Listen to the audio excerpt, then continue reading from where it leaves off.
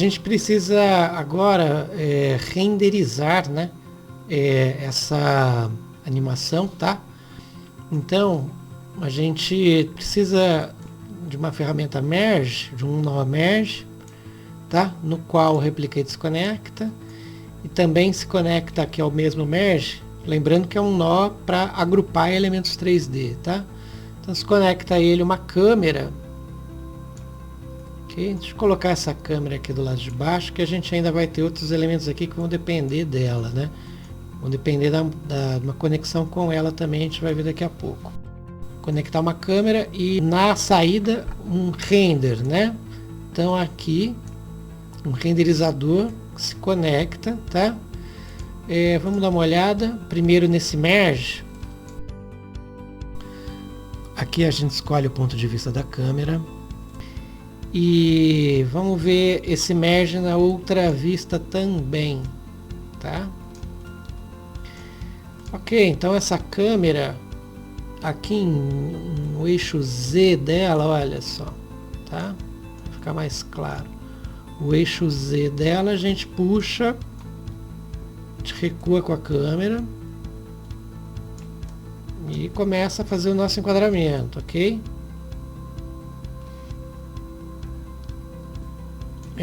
Aqui com o botão direito você pode pedir as guias ou Ctrl G, né? Então são as guias que dão o limite do enquadramento, né? E também essas linhas de Title Safe e Monitor Safe, né? Vamos desabilitar e ficar só com a marcação do enquadramento mesmo, né? Ao criar a câmera, por padrão, ela vem no ângulo de vista horizontal, num ângulo de 33,5 graus, tá? É um ângulo muito fechado.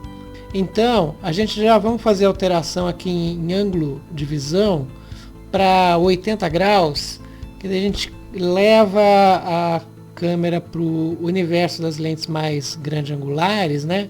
E como consequência a gente vai ter uma estética na perspectiva, né, mais interessante do ponto de vista gráfico. Então aqui eu vou aproximar um pouquinho mais a câmera. E aqui em render, a primeira coisa a ser salientada é que esse renderizador ele não leva em consideração a luz provisória, né, que a gente no pad lights aqui, né, a gente tem aquela iluminação que eu mencionei como se fosse uma iluminação provisória, né? Ele não leva em conta essa iluminação. Então se eu habilitar aqui iluminação, e como não tem nenhuma luz inserida aqui, dá uma saída totalmente preto, né?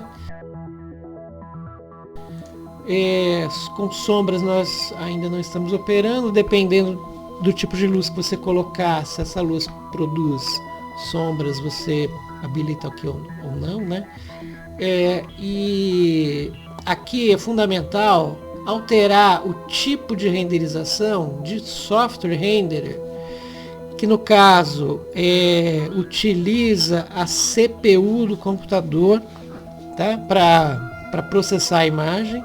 Vamos alterar isso porque no nosso caso nós temos, né, espero que quem esteja assistindo também, né, boas placas gráficas. Então a gente transfere esse processamento de imagem para placa gráfica. Então optando por OpenGL Renderer.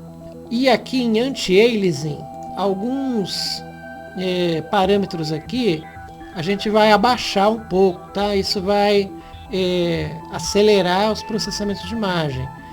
Então aqui em High Quality Rates a gente altera para 2, ok? Em Low Quality Sample Count a gente altera para 1 e High Quality Sample Count a gente altera para 2, ok? Desse ponto em diante, tudo que vier a seguir a gente já pode chamar de pós-produção. Essa imagem pode ser composta com outro fundo, por exemplo. Então já vamos buscar aqui um background, ok?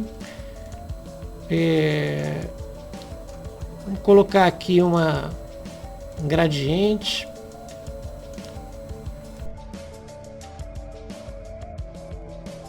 Vamos escolher uma cor basicamente complementar aqui a esse amarelado, alaranjado, né? Que tende a ser o azulado, o ciano, né?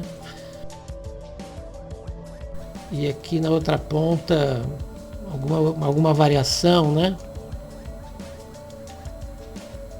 E vamos ali criar uma zona de transição que nos remeta aí a um horizonte, uma linha de horizonte, né?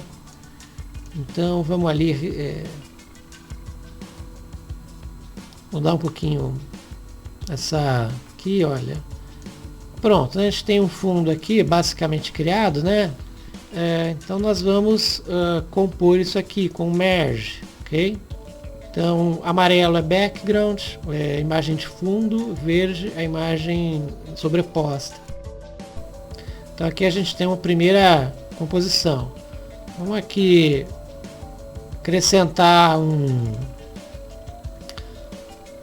color corrector, tá? Porque obviamente é melhor escurecer esse fundo, né? E aí a gente tem aqui um destaque, ok? Então agora a gente colore o objeto de uma maneira definitiva, ok? Vamos olhar aqui o seguinte. Existe um site que te oferece uma série de opções para paleta de cores, né? Então eu escolhi uma das paletas e salvei como imagem. E vamos trazê-la para cá, tá? Vamos verificar aqui, tá? Então tem cores quentes aqui que a gente vai usar para a figura, né? E cores frias que a gente vai usar para o fundo, ok? Então para transferir essas cores para o objeto, a gente cria aqui um background, tá? E essa janela palette, eu vou colocar ela numa outra janela, tá? Aqui em Windows, New Image View, tá? E eu vou exibir essa palette aqui, ok? E aqui a gente coloca o background, tá? Mudar ele para gradient e colocar as cores da paleta nele aqui. Então essa cor vermelha, né? Essa cor aqui no meio do caminho a gente acrescenta outro marcador exatamente no meio do caminho. Então é esse marcador, a gente escolhe a cor do meio aqui. Aqui, para colorizar o vírus, eu quero atribuir tom mais avermelhado para o anel maior. Então o anel maior é 1, ok? Então esse background a gente usa o conta-gotas para pegar a cor vermelha, tá? E vamos avançando, né? Próximo, a gente vem aqui mais ou menos em um terço aqui do caminho, né? E pega a cor, tá? Próximo, a gente avança para aproximadamente 2/3 do caminho, pega a cor e por último a gente pega aqui na extremidade, ok? Bom, com a paleta, né, nós agora modificamos a cor de fundo aqui, tá? Então esse background, pegamos aqui a cor mais clara, ok? E aqui a cor mais intensa, né? Mais escurinha aqui, tá? Esse color corrector podemos regular, né? Ainda a saturação e intensidade, né? E até achar um ponto bacana aqui. Vamos deixar assim que parece que tá compondo legal aqui, né? Cor da figura com cor do fundo. Vamos partir agora para a eliminação. Voltar aqui com a vista do nosso modelo 3D, né? Puxou o Merge 3D, ok? Aqui vamos observar a cena pela vista Perspective, né? E aqui a gente tem toda a cena aqui, a câmera e o objeto, né? Olhando pontos de vista livre aqui. Então, como eu venho mencionando, né? Essa é uma luz de serviço que é desconsiderada pelo render. Pode ser verificada, né, ou redefinida até, se viermos aqui em Preferences, Global Settings, 3D View, e aqui em Default Lights está apontando quais são as luzes e as intensidades que estão incidindo nos objetos, tá? Então, uma luz ambiente, uma luz do tipo direcional, vinda do canto superior esquerdo, ok? Vamos colocar os nossos pontos de luz, tá? Então, aqui em 3D Lights, primeiro luz ambiente, ok? Deixa eu colocar aqui em cima, tá? Câmera aqui. Podemos definir a intensidade dessa luz ambiente, né? Por padrão ele vem em 0,2, tá? Então vamos voltar aqui ao padrão 0,2, ok? Colocar aqui agora a luz do tipo point, o próprio nome já diz, né? Ponto de luz que simula uma simples lâmpada, né? Aqui puxando para uma lateral, tá? Lateral, um pouquinho para frente, e aqui a gente percebe aqui o efeito dela, né? Para cima e tal, etc, né? Para o lado, ok? Quais são as opções também de intensidade, né? Aqui temos uma opção interessante que é o Decay, tá?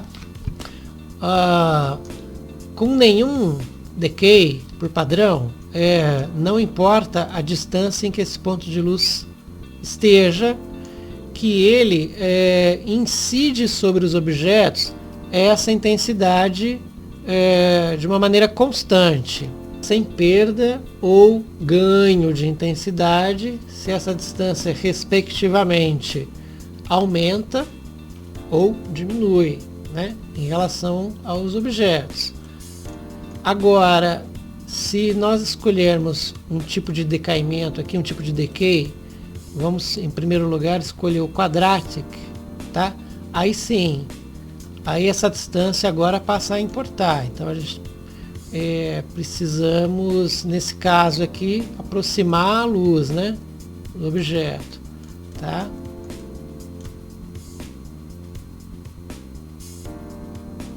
Você viu que mesmo assim, mesmo aproximando, tá? Aqui também lateralmente, né?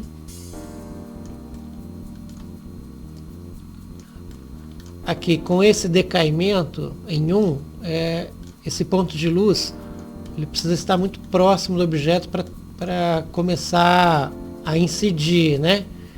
Então vamos ver aqui afastando, vamos ver qual é a melhor relação, afastando a luz e diminuindo esse fator um pouquinho, né?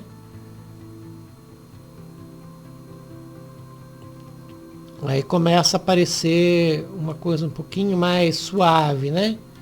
Perfeito. O que eu quero fazer para iluminar esse nosso vírus, eu quero que esse tipo de luz envolva o objeto em vários pontos aqui, tá? Para isso, eu vou usar novamente o Replicate. Vou usar o Replicate e um cubo para espalhar essa luz em volta do objeto. Deixa eu eliminar aqui essa grade agora, ela está dificultando a visualização, ok? Esse grid, tá? Vou eliminar ele um pouco, tá? Então, em ferramentas 3D, Replicate 3D, tá? Ponto de luz aqui no input 1 e agora um novo shape, tá? Um novo shape do tipo cubo, ok? E com apenas uma subdivisão. Isso nos dá 8 vértices, Ou seja, uma replicação, essa luz será replicada 8 vezes, né? Então teremos 8 pontos de luz envolvendo o objeto todo, tá? Esse shape 3D, vamos converter ele aqui, esse wireframe que eu seleciono, ele é um wireframe de viewport só, tá? Agora, se eu peço para que o objeto seja um objeto wireframe, então independentemente da minha escolha na viewport, ele vai se configurar como um objeto em wireframe em qualquer situação. Então aqui acrescentamos esse cubo no merge, né? E vamos aumentar o tamanho dele, tá? Até mais ou menos uma distância em que pareça próxima aqui aos testes que nós fizemos, né? Vamos começar assim, ok? E esse shape, eu vou deixar ele conectado aqui por enquanto, e uma outra linha de conexão para entrar em Destination e Replicate, ok? Esse ponto de luz, retiro esse ponto de luz do Merge, ok? Outra coisa que é necessário fazer, a posição dele precisa ser 0, 0 e 0, tá? Para que o posicionamento nos vértices aconteça de uma maneira correta, ok? Então agora o Replicate entrando no Merge, temos agora 8 pontos de luz incidindo no nosso vírus, tá? Aqui no Flow, vamos afastar um pouco esses nós todos aqui, vamos afastar do nó de construção do vírus um pouquinho, tá? Em primeiro lugar, porque a gente já está tratando essa coisa como um novo departamento, né? Digamos assim. Então vamos dar uma separação entre um departamento e outro, tá? Então poderíamos dizer da seguinte forma: aqui é o departamento de modelagem e animação, e aqui é o departamento de iluminação, render e finalização, tá? Poderíamos falar dessa forma. É uma coisa muito assim subjetiva, né? Acho que cada artista, cada usuário aí vai passar a enxergar a maneira como se organiza a sua composição de uma maneira muito pessoal, cada um a sua própria maneira, né? Aqui temos várias formas de regular essa iluminação então. Primeiro, pelo ponto de luz, pelo decay, né? Ou pela intensidade da luz, né? Também pela distância dessas luzes, né? Então é uma coisa que nós vamos buscando aqui, testando, buscando até obtermos algum efeito aqui desejado, né? Lembrando aqui que também temos o Ambient Light, que aqui eu vejo que é o caso de reduzirmos esse Ambient Light um pouco, né? Já que temos mais pontos de luz. Isso, aí a gente começa a entrar com algum contraste melhor, né? Vamos ali, o ponto de luz aumenta a intensidade novamente, né? Eu acho que alguma coisa por aqui, tá? Outra possibilidade que temos seria, por exemplo, rotacionar o cubo, né? Então poderemos aqui, vamos colocar agora a câmera, o ponto de vista da câmera para enxergarmos melhor aqui. Esse cubo, por exemplo, nós poderíamos rotacioná-lo, olha, para ver em que ponto que a gente deseja as incidências. Então a gente rotaciona nos eixos aqui, Y, por exemplo, também em X, e aí a gente busca aqui o efeito que nós pretendemos, né, que nós desejamos. Esse cubo em wireframe, eu retiro ele da cena aqui, né? Sempre lembrando, Merge 3D 2 representando uma cena com o corpo, né? Então, retiramos ele daqui. Aqui em Render,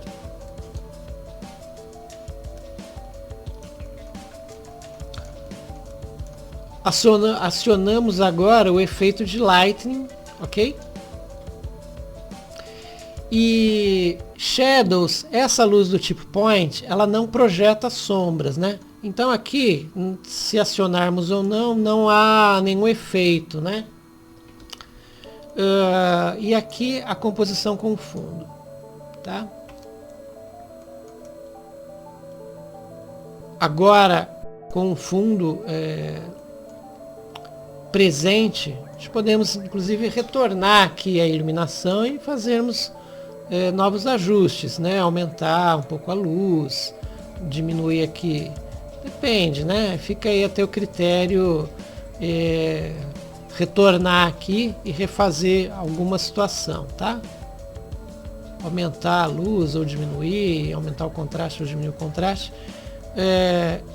Lembrando que ainda é possível realizar correção de cor após o render, né? Então, aplicando aqui uma ferramenta de correção de cor,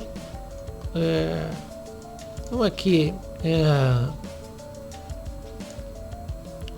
diminuir um pouco a intensidade da luz, ou diminuir um pouquinho, ou aumentar um pouquinho a questão do decay, né?